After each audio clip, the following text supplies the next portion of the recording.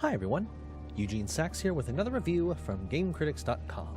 In some places, music is more than just the rhythm of sound. On Saturn, music is the source of electricity and life for its highly cyber world.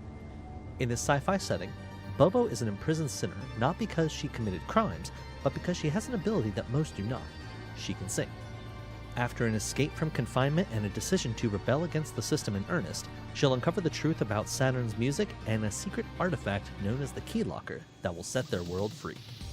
Keylocker is a turn-based tactics RPG where players control Bobo as she leads a rebellion against the corrupt Emperor of Saturn who's outlawed music in order to control electricity. Players will fight against members of the Saturn Church while gathering equipment and resources to ultimately take on the Emperor himself. Just a glance will show that Keylocker is gorgeous. The pixel art is both beautiful and decrepit, highlighting both the neon-soaked city and the slimy dregs that Bobo pulled themselves up from. The characters are also great, each with a unique portrait and style, from the hacker wearing a computer version of the Greek drama mask to the gas mask girl with a keyboard guitar. These faces are in stark contrast to most of the enemies who are shown in muted colors, all feeling very uniform. For most of the campaign, players will follow cyborgs, Bobo, and Dealer.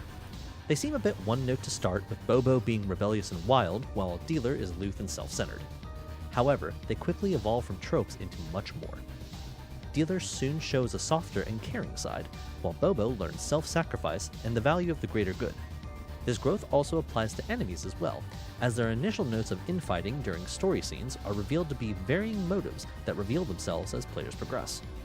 Combat has players managing both EP, electric points, the equivalent of mana, and LP, life points.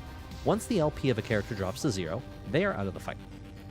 EP is used for everything during a skirmish, like charging up shields for allies, providing armor, or powering up moves that attack enemies directly. The developers lean heavily into timing-based fights similar to something like the Mario and Luigi series.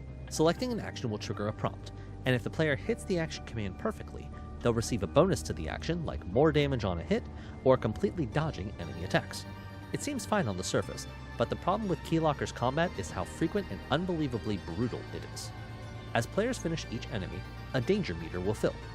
When it's maxed out, more enemies will spawn in. This can lead to some encounters having waves of enemies instead of just a single group. And as I mentioned just a moment ago, timing is the key to every action.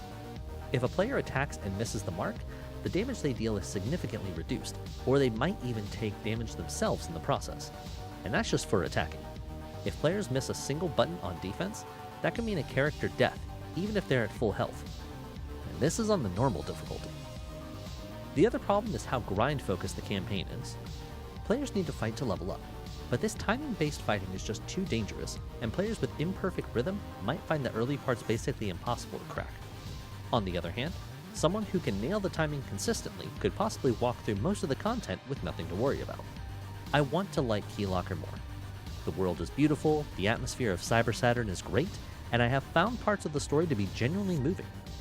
However, those things just aren't enough to make up for its grindy, repetitive, and punishing combat. And ultimately, this is a hard one to recommend to anyone besides the most hardcore RPG players. For me, Keylocker gets 6.5 sad guitar plucks out of 10.